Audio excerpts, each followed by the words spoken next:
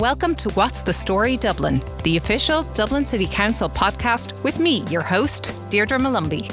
This podcast deep dives into the work of all the moving parts that make up Dublin City Council. It also shares news of the Council's latest initiatives and exciting events. In today's episode, we're looking at libraries.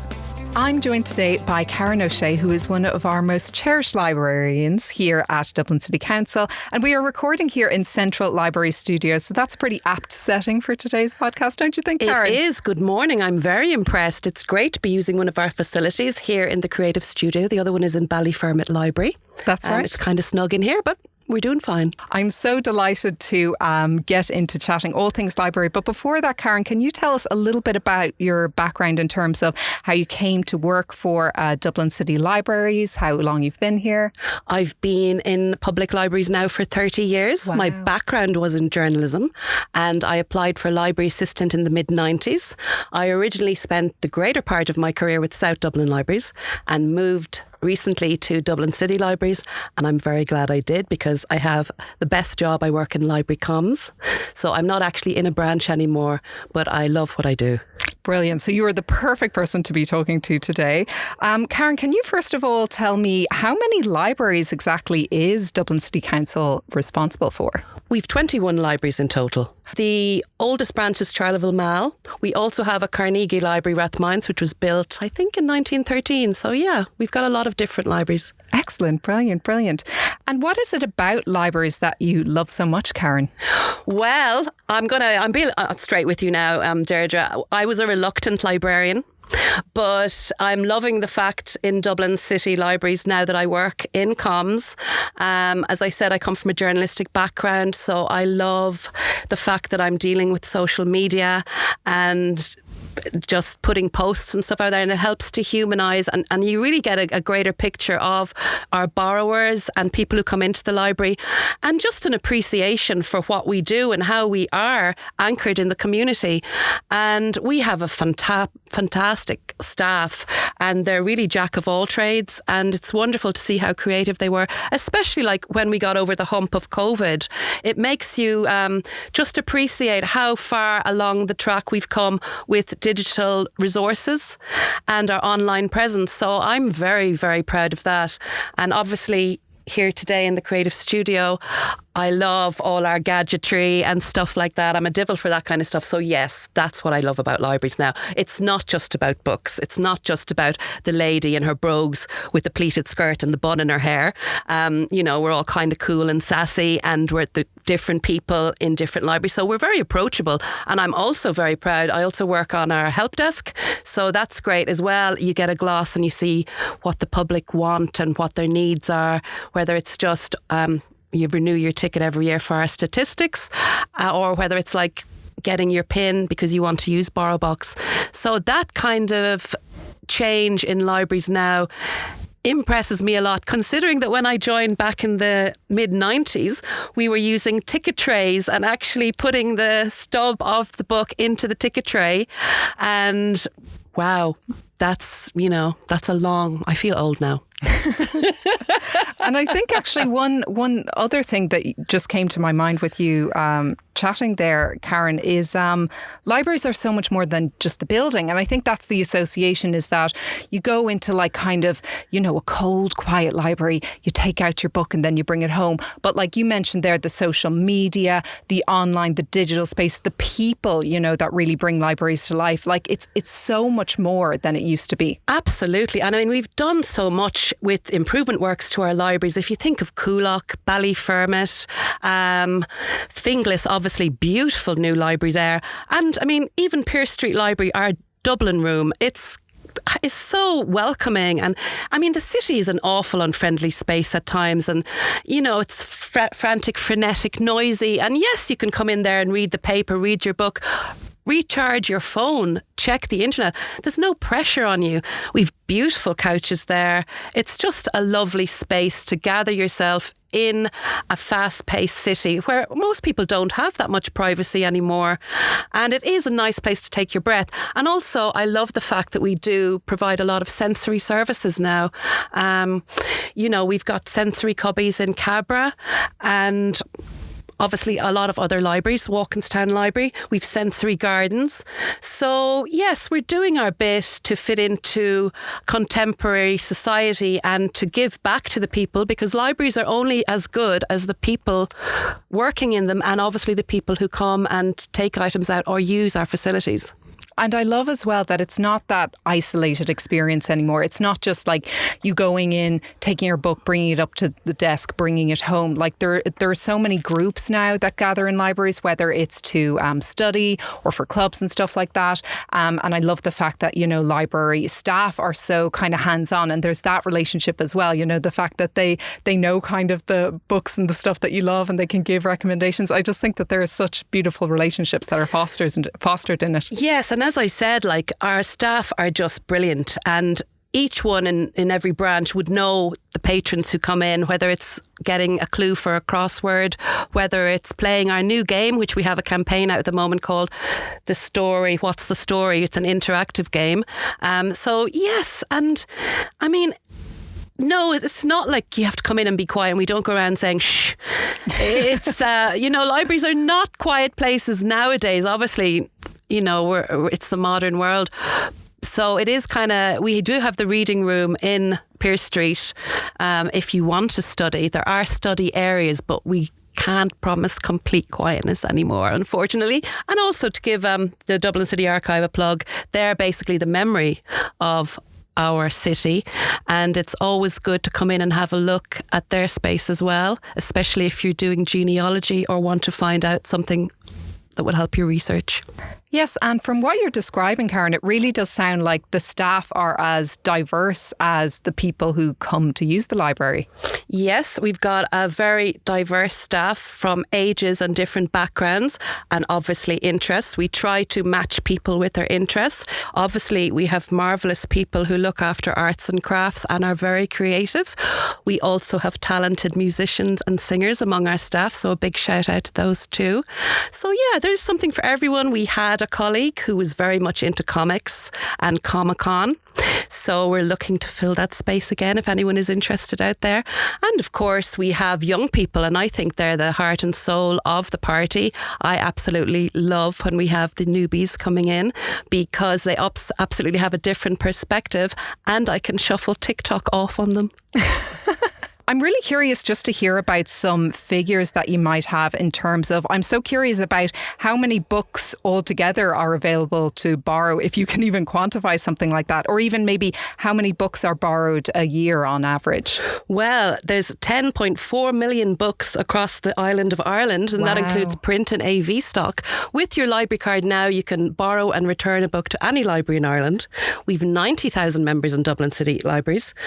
There are 40,000 titles on our borrow box, 1 million items in circulation, and we have about 950,000 physical items. That includes print, games and DVDs. Quite a lot. Wow, that's absolutely huge. And I mean, actually, you touched on it there, because that was something I was going to ask. You mentioned kind of other media such as DVDs, borrow box there, because I was curious about what other items are there aside from books and how popular these items now. For example, I was reading in an article just recently that Irish libraries saw a 20% increase in the lending of ebooks and e-audiobooks last year. So it's really interesting seeing those trends. Yes, that's correct. Of course, like, libraries are about books, but we're also about online resources, because obviously technology is shifted from mobile devices and the internet. So we like to focus on our e-resources, as we call them. These can be searched online at dublincity.ie, and we have everything from borrow box, as you said, to universal class, transparent language, stuff for kids like Lotte, Tumble books. Just go in and have a look. There's quite a lot there. Yeah, can we talk a little more a bit about that, actually, the role of libraries in this digital world? Because I think we are becoming increasingly online, and I think that Dublin City Libraries has done such an incredible job at kind of keeping up to date and modern in that way. Well, you can see it here. We're sitting in the Creative Studio in Central Library. I was in here earlier. I had a look at the work pod, and I could see somebody there was having an interview, and I'm very impressed. Obviously, we have to move with the times, and because public libraries are the last free space, you're not expected to spend money in a public library, and we cherish the fact that everyone is welcome, and people need a place to go in the city to recharge their devices, to check their social media or use the internet.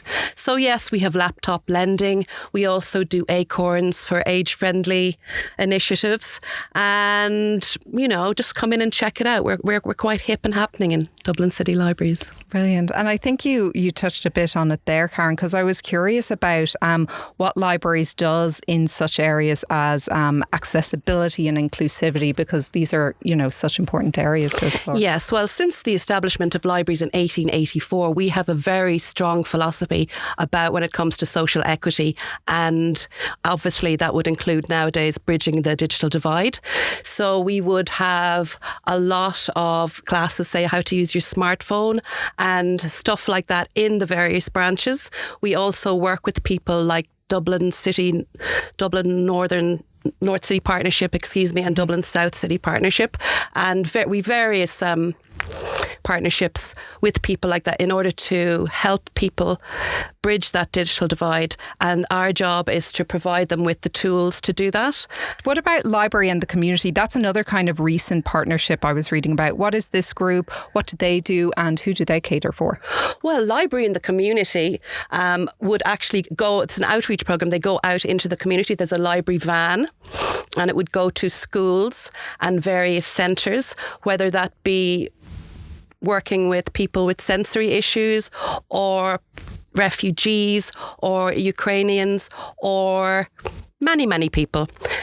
Basically, they also look after the housebound service, which would cater for people who are at home and want to take items from the library. It would entail as well going to the nice glossy things like festivals that are held in Merrion Square, and obviously our Dublin Festival of History, because they're like our window to the world, and they do a great job, and it's extremely popular. Yeah, and speaking of Dublin Festival of History, that was another question I had for you today, Karen, actually, is what are kind of the biggest annual events that are hosted by libraries that people can expect to see kind of going into 2025? Well, obviously, Dublin Festival of History is very successful. They had over 250 events this year, and it ran for, I think it was a little over 2 weeks. Now, that culminated in the big weekend in the Printworks in Dublin Castle. So that's something to look out for every October. It's extremely popular, and we get to work with the Dublin historians in residence. And my colleague Shree does a great job organising that in collaboration with the Dublin City Council Culture Company. Mm-hmm. Also, the other thing to look out for would be our Dublin Literary Award. This is famous throughout the world. It's the largest prize for a single novel in English. It's 100k. Now, this can be divided between the translator and the writer, so that's what makes it different. But also, uniquely, it's public libraries who put forward the nominations for this prize. Wow. So that's something to look out for. But besides that, we've lots of things in the library. Our calendar events is growing every year. We now have an events and programming department. So we do things like Science Week, Creative Hub, working with the ARC for children's events, some fabulous stuff going on there.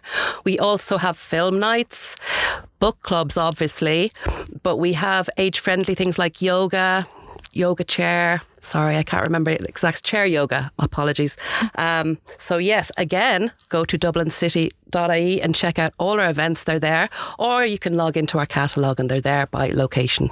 Love that. Brilliant. I feel like probably anyone with, young children is probably already aware of everything that is offered by libraries. I know I still remember being a little girl and going down every week and, picking out my few books to read and everything like that. But for people who aren't kind of familiar, how does Dublin City Libraries cater for children and families in ways aside from just, say, borrowing books?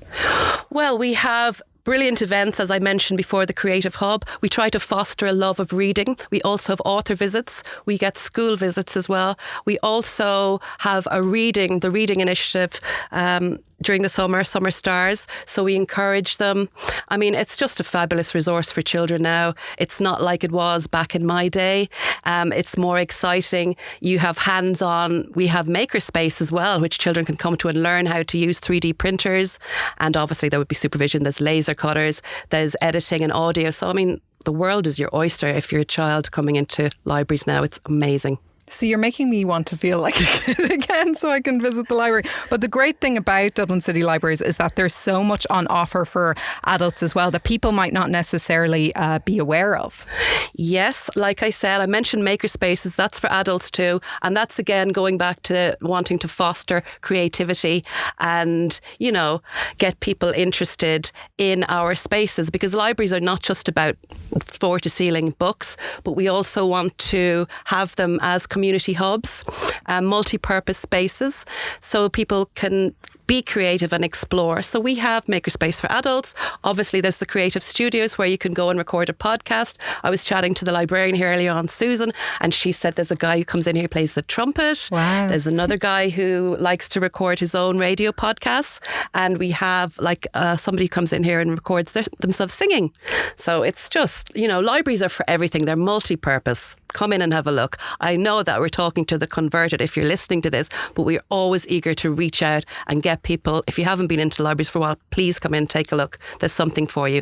And if you think that there's something that we need, please get in touch with Ask a Librarian at dublincity.ie and we will absolutely take your feedback on board 100%. Brilliant. Actually, just out of curiosity, Karen, what would you say are the most popular services, ones that you might be kind of surprised that people love to take advantage of?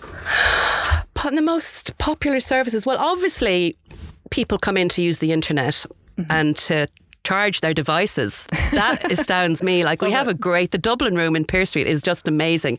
They have large, I don't know what you would call them, hubs, let's call it for lack of a better word, where you can plug in your devices. So they are extremely popular. Also printing, scanning. We have a machine there where you can scan documents. That's also popular. What would be the most... What we hear a lot on our Ask a Librarian, our help desk, would be Borrow Box. People love Borrow Box, and I wouldn't blame them, because as I get older and my eyesight degenerates, I actually prefer to listen to books now too. So that's a great service, and it's free. Everything we do in libraries is free. It's absolutely incredible, the number of services that are available and the fact that they are all free. And you kind of forget, I suppose, that sometimes you just want the basics and you just want that accessibility and you do just want it to be free. Yeah, but not only that, it's a great place to come and meet people and to connect, because nowadays we've an ageing demographic and we have the shift in our population, cultural and ethnic diversity. So you can come in here, you can join a book club, you can make connections, you can take a class, whether that be Italian, French, German or English, also Irish. You can join a whist club, a bridge club. There's Lego clubs. You name it, we've got it. And if it's not there, as I said, get in touch and we'll do our best to make it happen.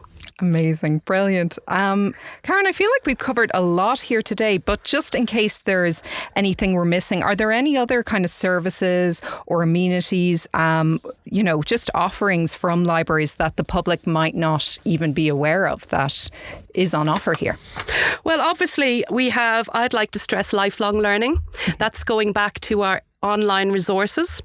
So there's a lot of there, like I said before, universal class, where you can go and take a course on everything from philosophy to mathematics, sciencey subjects, or even what I did recently was wine tasting.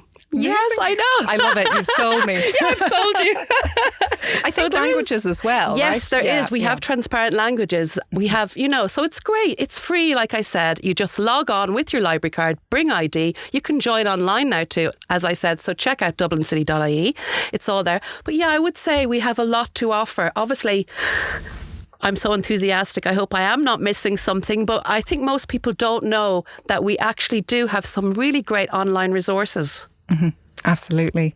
Karen, thank you so much for chatting to me today about all that Dublin City Libraries offers. I suppose just my very last question for you would be, what do you kind of hope to see the libraries grow into in 2025 and even beyond that? Well, in 2025, we have a super cool initiative. We're going to have the new Central Library in Parnell Square North. This is going to be a cultural hub. It's going to have a music centre. It's going to have an exhibition space. It's going to have an education centre, a digital hub, an innovation hub, and a cafe. I mean, come on. That's important too.